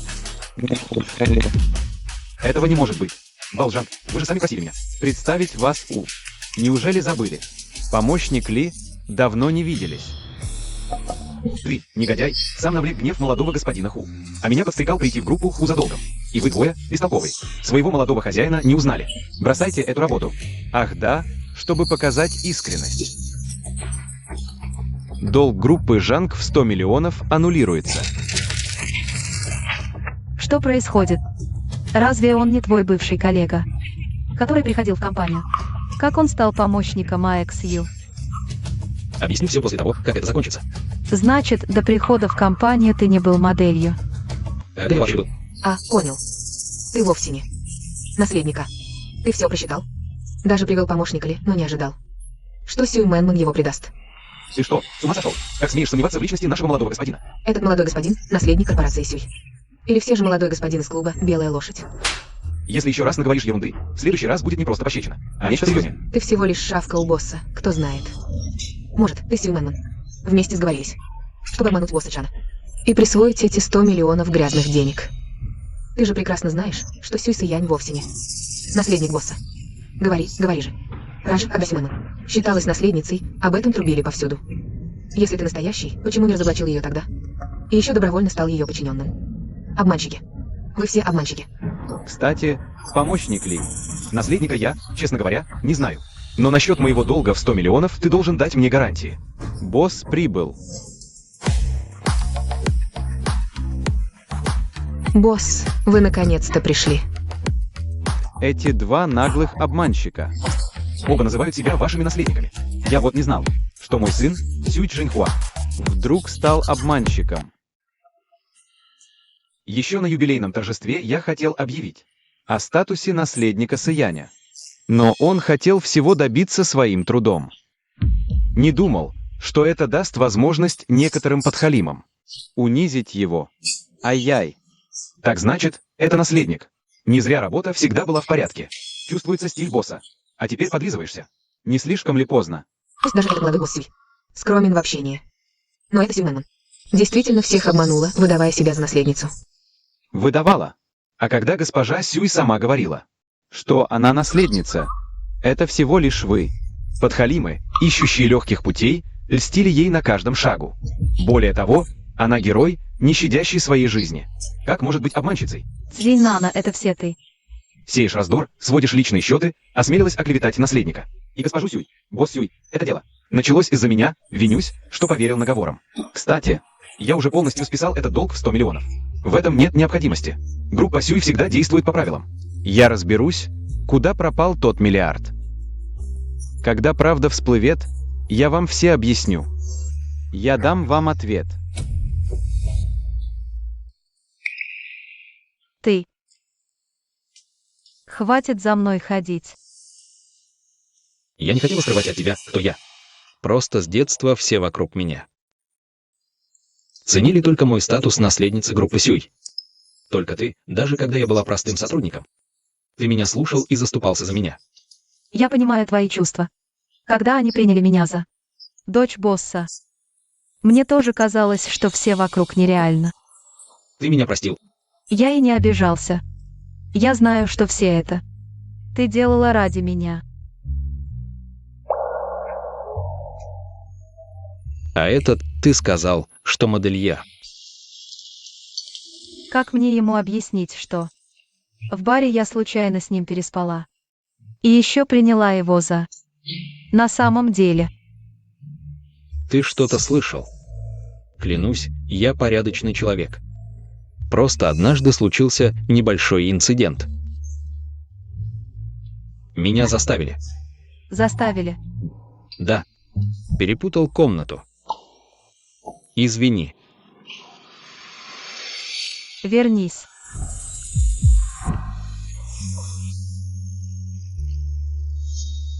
Поверь, я тебе верен.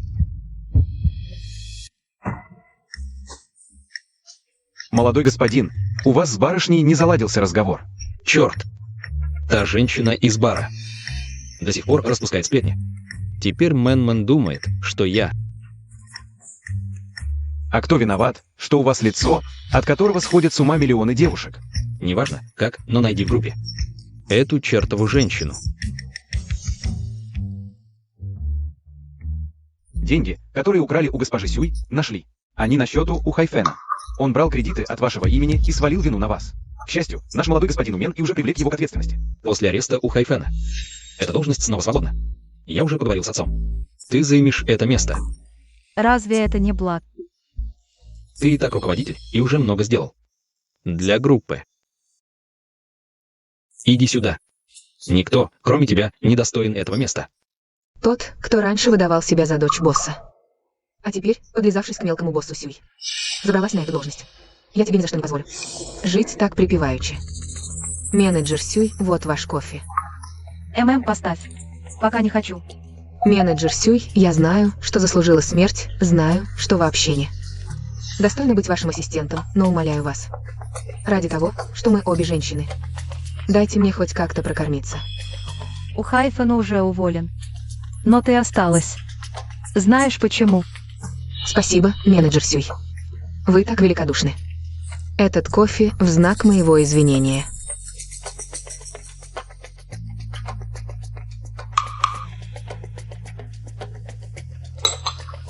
Теперь можешь выйти. Хорошо. Если что, позовите. А теперь Сюй Мэнман. Проглотил к мелкому боссу Сюй. Как ты это можешь проглотить? Проглочу. Так, не проглочу, эдак. Сейчас ты, как и я, должна, как собака, вилять хвостом и выпрашивать. Ты. На твоем месте я бы свою жизнь. Говори прямо, не морочь мне голову. Я подсыпал Сюй Мэнман лекарство. То, что возбуждает. Что? Как ты посмел? Она сейчас женщина, которую Сюй Сэянь носит на руках. Ты посмел ее отравить. Как ее бывший парень. Ты думаешь, мелкий босс Сюй тебя простит? По-моему, раз уж начал, надо идти до конца. Надо опозорить Сюй Мэнман. Сделать фото того. Тогда. Сколько не попросишь, она отдаст. Посмотрим тогда. Захочет ли тебя мелкий босс Сюй?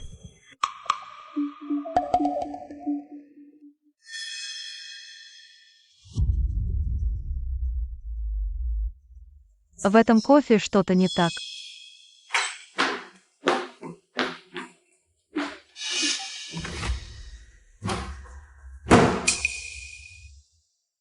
Мэнмэн, что с тобой?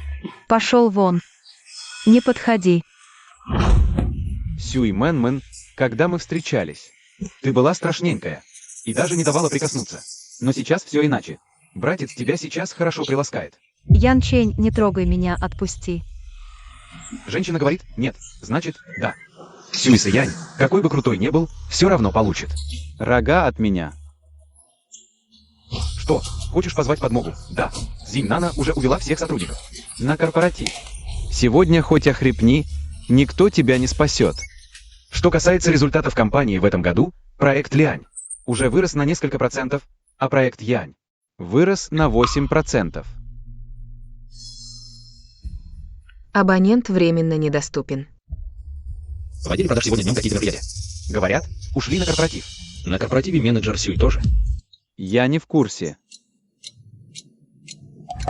Босс Сюй.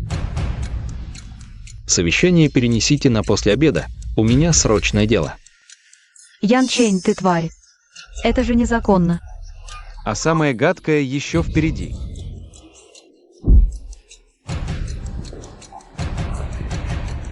Стерва. Не хочешь по-хорошему, будет по-плохому. Не забывай, тебя же накачали. Смотри, потом не приползешь на коленях умолять меня. Ах,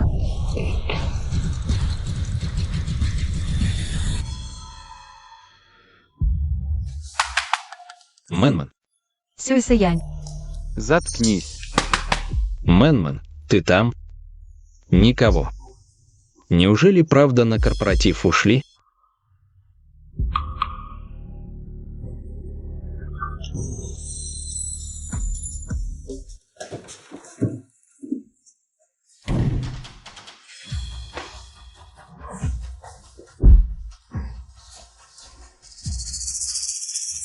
Босс Сюй, это все Сюй Мэнмэн. Она пришла повидаться, я зашел, а она сразу раздеваться.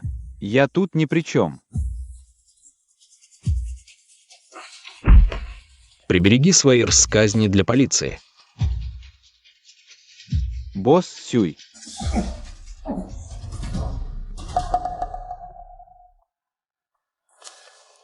Гони быстрее. Молодой господин, это лекарство как раз поможет мисс Сюй. Зачем в больницу? Я же человек порядочный.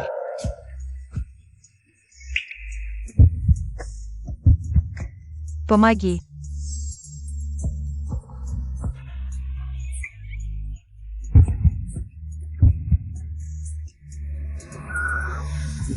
Молодой господин, с моим вождением гарантирую за 5 минут. Доставлю мисс Сюй в больницу.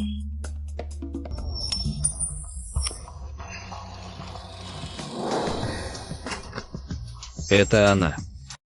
Токсины в организме пациентки уже нейтрализованы. Пейте больше воды, выведутся, и дальше все будет в порядке. Спасибо, доктор. Эх. Я тогда был не в себе, если что не так сделал. Не обижайся. Почему ты мне не сказал? Он узнал про мою опухоль мозга. Держал меня в неведении, как дурака. Весело было. Я же намекал тебе. Да и не очень-то приятная новость. Неприятное. Спать со мной — позор. Что? Если бы не эта родинка, я бы тебя и не узнал. Сюй Мэнмэн переспала и сбежала. Ну ты даешь. Это больница. Потише. Сделал и боишься признаться. Управляющий Сюй, не хочешь отвечать за свои поступки? Я. Дай мне статус, и я не буду требовать ответственности. Статус. Он хочет быть со мной. Но у меня осталось всего несколько дней. Маленький босс Сюй, ты наследник Future Group. Не стоит тратить на меня время. Если из-за моего статуса ты чувствуешь сильное давление, я могу пока не вступать в право наследования. Или могу сначала стать независимым. Маленький босс Сюй, как же ты? Не понимаешь. Мои чувства к тебе — это всегда только дружба. Это ты первый начал. Если ты все еще переживаешь из-за той ночи, я могу все вернуть. За кого ты меня принимаешь? Ты хороший человек.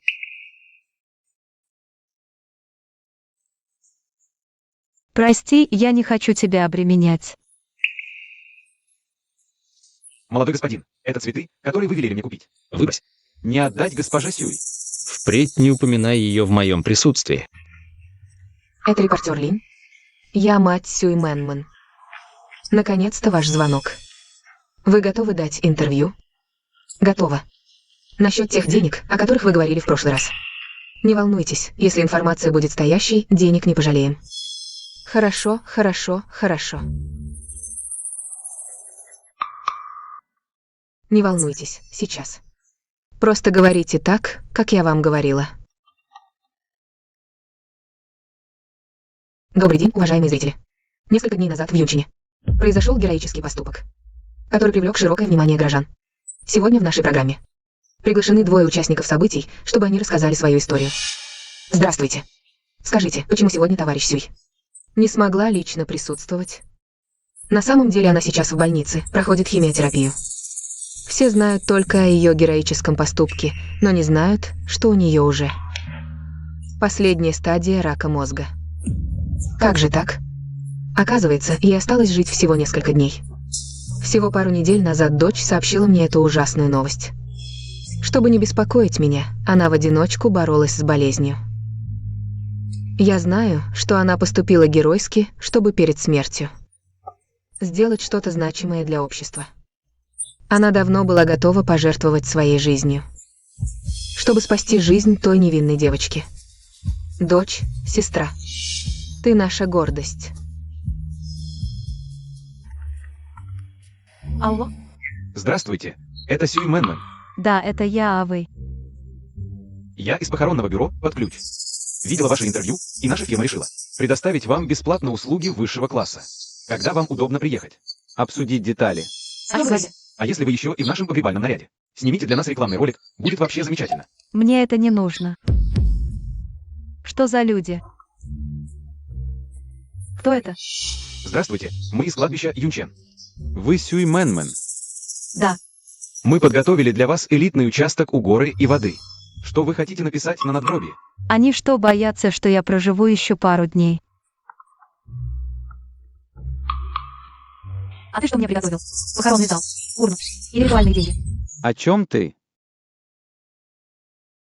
Доктор Чжан. Уже прошло время контрольного осмотра. Почему вы еще не пришли? Доктор Чжан, какой смысл в осмотре, если жить осталось недолго? Зачем тратить время? Эх, я понимаю, в твоем возрасте.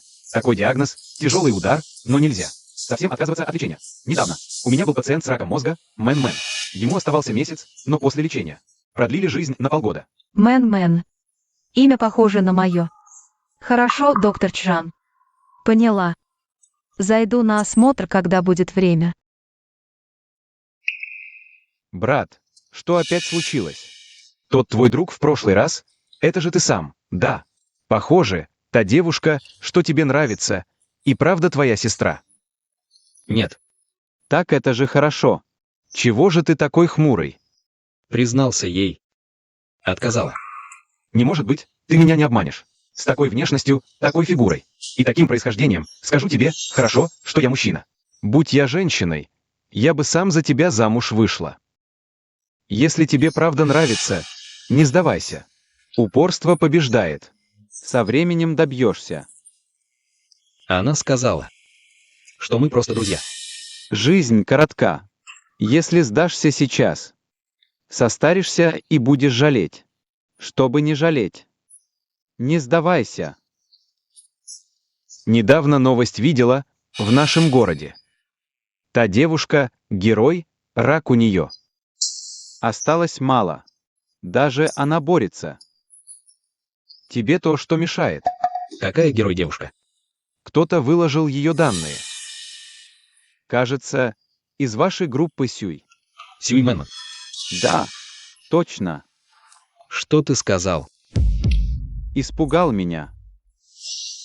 Сюй Сэянь. Если вдруг однажды меня не станет, тебе будет грустно. Покажи ту новость. Спасибо всем. Мы будем сильными. Да. Это герой года. Прямой эфир матери Сюй Мэнмен. Спасибо за подарки. Спасибо за поддержку моей сестры. Честно говоря, на химию для Мэнмен. У нас почти все деньги. Как бы ни было трудно, пока есть надежда. Мы не сдадимся.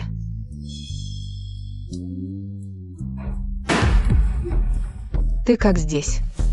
Манипулировать общественным мнением в эфире, вести толпу. Не похоже, что вы это придумали. Ты все мои сбережения потратил. А я что, не могу на стримах заработать? Я вас предупреждал на крыше. Вы не раскаялись, а усугубили. Кто позволил вам давать интервью и говорить о моей болезни? И кто позволил вам от моего имени деньги собирать? Это все моя идея. Я столько трудилась. Я носила тебя в животе 10 месяцев. Вырастила до таких размеров, а у тебя осталось всего несколько дней жизни. Разве ты не должен оставить мне немного денег на старость? Верно. Ты побуянишь всего несколько дней. Зачем тебе, умирающему, вмешиваться в эти дела? Осторожно. От гнева сердце разорвется, и ты скончаешься. Ха-ха. Мама, она меня ударила. Эй, так тебе и надо. Еще побью, короткоживущий. Скажешь еще слово, получишь еще 2 пощечины. Сюй Мэнман, ты возомнила о себе, да? Смеешь буянить дома? Ты думаешь, получив звание передового работника, ты уже вознеслась на небеса? Раньше, когда ты зарабатывала деньги под моим именем, у тебя было не такое лицо.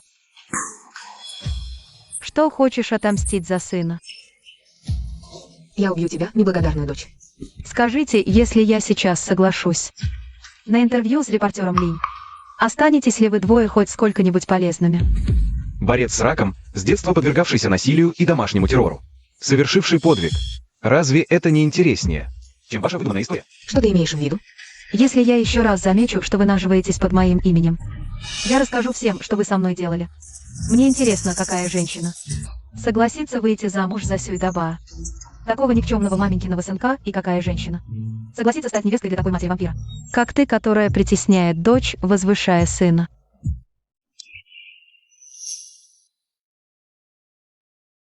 Раньше я здесь терпела презрение и унижение. А теперь, когда действительно ухожу, все же немного жаль.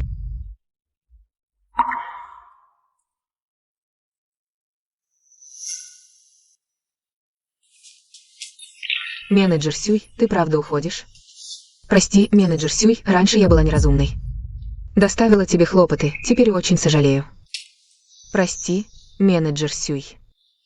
Ничего страшного, все уже прошло. Менеджер Сюй, мы еще увидимся.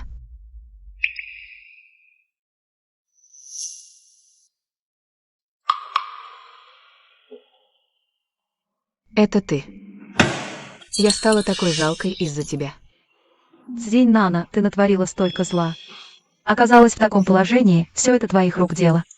Ха-ха-ха, я тебя не одолею, но, к счастью, небеса справедливы. В итоге я все же оказалась победительницей. Даже если ты стала генеральным менеджером и заслужила расположение маленького босса Сюя, что с того? Он узнал о твоей болезни и все равно бросил тебя. Ты еще более жалкая, чем я.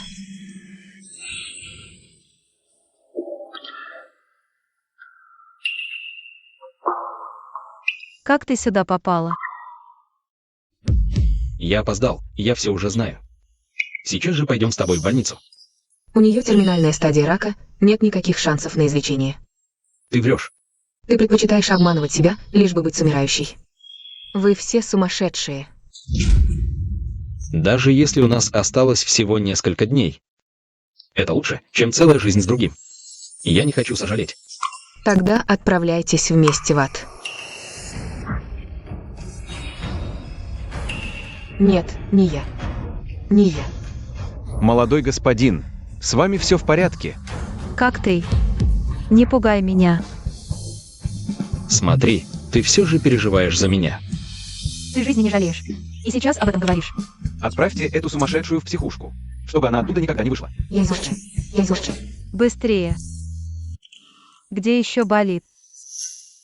Тогда я ухожу. Болит. Что болит? С тобой мне не больно. Ты уже взрослый человек, а ведешь себя как ребенок. Боюсь, отпущу, и ты исчезнешь. Сюй Сэянь. Мне осталось жить считанные дни. Ты только что бросился вперед. Это было так глупо. Я знаю только одно. Не могу позволить любимой получить даже малейшую травму. Мои прошлые слова все еще в силе. На этот раз. Можешь не отказывать мне. Ты что до сих пор не понимаешь? Ты самый большой дурак на свете. С твоими данными. Ты любую женщину найдешь. Ты не понимаешь. Через несколько дней у меня могут выпасть все волосы и зубы. Я даже говорить внятно не смогу, и возможно.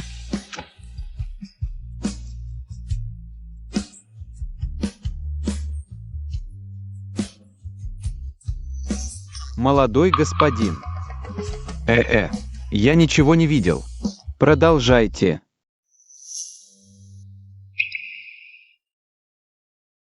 Ты должен верить мне, верить в нашу любовь. Что бы ни случилось в будущем, мы встретим это вместе. Тогда пообещай мне. Хорошо, лечись. Верь, я обязательно найду способ. Вылечить тебя. И еще самое главное. Никогда, никогда не говори, что не любишь меня. Хорошо. Что? У меня нет болезни. Согласно этому заключению, в вашем мозге нет опухоли. Но ведь в прошлый раз вы же сами смотрели мои анализы. Диагноз – поздняя стадия рака мозга. Неужели ошибочный диагноз? Не факт. Возможно. Снимки КТ, которые вы приносили, с ними проблема. Снимки КТ мозга Мэнман готовы. Мои снимки. Вот почему-то медсестра была такая милая. И называла меня Мэнман. Доктор, почему у нее ХГЧ такой высокий? Норма 0,5. Посмотрите скорее, пожалуйста. Поздравляю вас. Что это значит? Доктор Чжан, говорите прямо, мы выдержим. Вы беременны. У меня нет болезни, и я беременна. Щипни меня скорее. Проверю, не сплю ли я. Ах, Проверил, правда. алло? Товарищ Сюй, это репортер Линь. Мы виделись в больнице. Наша телекомпания хочет провести последний прямой эфир перед вашей кончиной. Надеемся, вы почтите нас участием. Что касается гонорара. Без гонорара я приду. Отлично. Я пришлю вам время и адрес. Тебя будут брать интервью. Раз небеса дали мне второй шанс, некоторых уцелевших, я приберу к рукам. Здравствуйте, зрители. После прошлой передачи, как я знаю, многие добрые люди отправили госпоже Сюй свои соболезнования. Такова сила медиа, сила масс. Госпожа Сюй, изменилась ли ваша жизнь после нашей передачи? Что-то изменилось? Если так, то действительно произошли большие изменения. Расскажите подробнее. На самом деле, мой рак был ошибочным диагнозом. Но некоторые безответственные СМИ, вместо выяснения правды, сочиняют фейковые новости, лишь бы набрать просмотры и привлечь внимание. Это действительно доставило мне немало хлопот. Как считаете, репортер Линь? Я.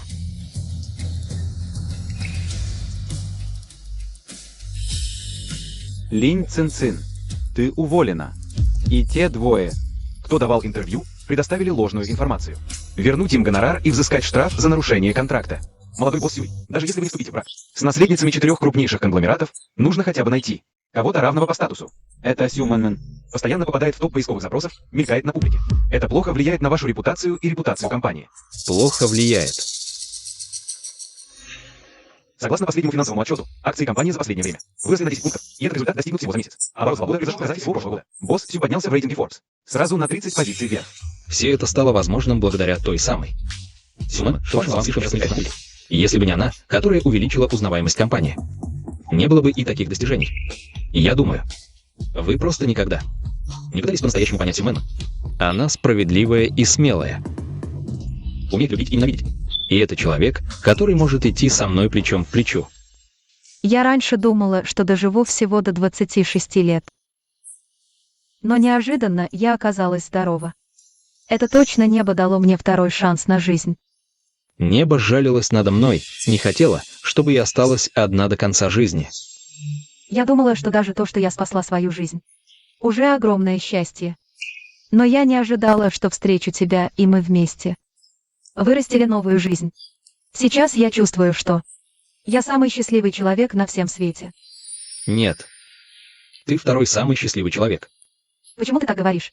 Потому что я, тот, кто обладает тобой, являюсь самым счастливым человеком на свете. Я готов пройти с тобой бесчисленное множество дней и ночей. Переживать вместе все радости и горести. Сю Мэнман, ты выйдешь за меня замуж? Да, я согласна.